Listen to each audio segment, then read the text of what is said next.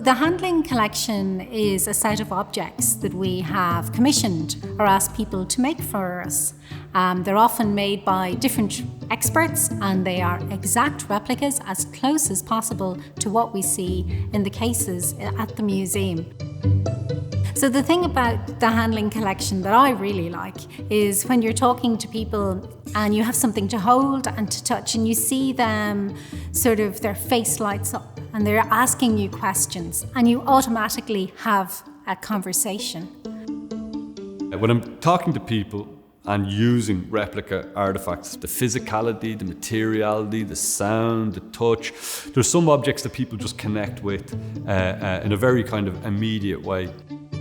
For me, it brings it back to the objects. It brings it back to why objects are important, why we protect them and look after them in the museum, and how we can know things about them, and also what mysteries there are about objects. There's questions come up the whole time about something that might spark a new piece of research or a new idea about how an object was made or used in the past.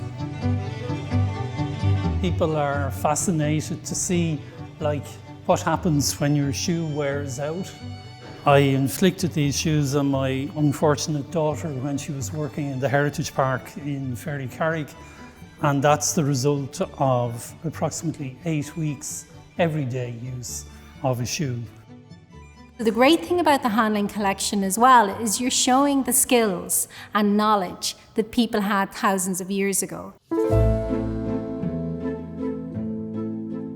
We ask experts with different skill sets to make the objects, and we ask them to use the materials that would have been used at the time period when the original objects were being made.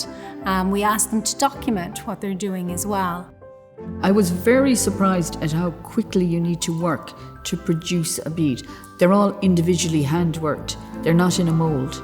So I think that's why when you look at bead collections in the museums or from excavations, they're all individual.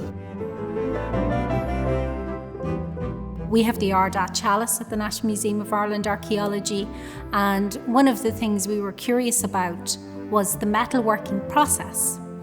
So how did you make a piece of metal, a beautiful chalice or a brooch back in the 8th century, so hundreds and hundreds of years ago?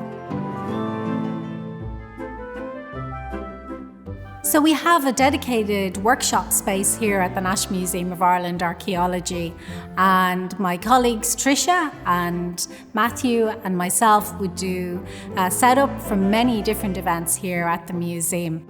It's always really lovely to see people coming in and looking a little bit nervous and then going out with big smiles on their faces and chatting about what they've seen and done, and to know that they were leaving having been inspired by what they've seen in the museum.